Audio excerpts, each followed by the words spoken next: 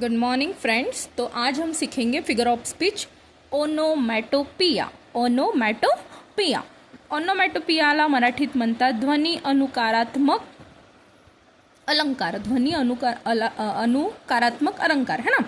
आता या figure of स्पीचमध्ये काय होतं तर बघा, ह्याची डेफिनेशन अशी आहे.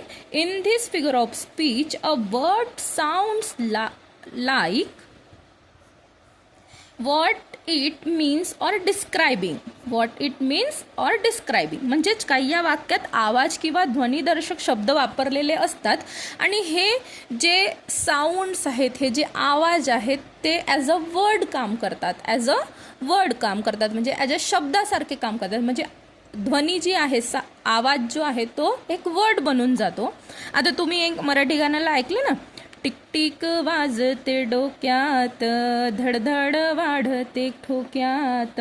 आता हे टिकटिक धडधड हे काय आहेत? आवाज आहेत, साऊंड आहेत, ध्वनी आहेत. तर हे काय काय बनतात? शब्द बनतात. ठीक आहे. घंटा वाजली टन टन टन टन, है ना. तर हे काय बनतात? म्हणजे हे जे आवाज ध्वनी आहेत म्हणजे ते एक शब्द बनून जातात. आता याची आपण काय ओनोमॅटोपियाचे आपण काही एक्झाम्पल बघूयात. आता याच्यामध्ये साऊंड लक्षात ठेवायचं आहे. ठीक आहे.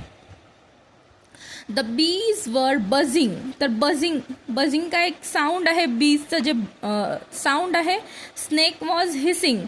तर snake was hissing in the bush. तर हिसिंग हा एक साऊंड आहे. The whooshing of the rain could be heard.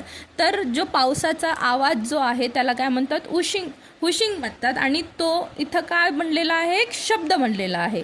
The baby giggled happily. तर खुदू हसणं, गिगल्ड जे करत आहे बेबी, तर ते काय, ते इथं पण तो एक वर्ड बनलेला आहे. The cat mute for food. The twittering of tiny birds. तर ट्विटरिंग जो पक्ष्यांचा चिवचिवाट आहे तो इथं काय एक शब्द बनलेला आहे ना. म्हणजे तो काय आहे? पक्ष्यांचा आवाज आहे. The clock on the wall goes tick tock है ना. Then the thunder of what is this roared and lightning क्रॅश्ड.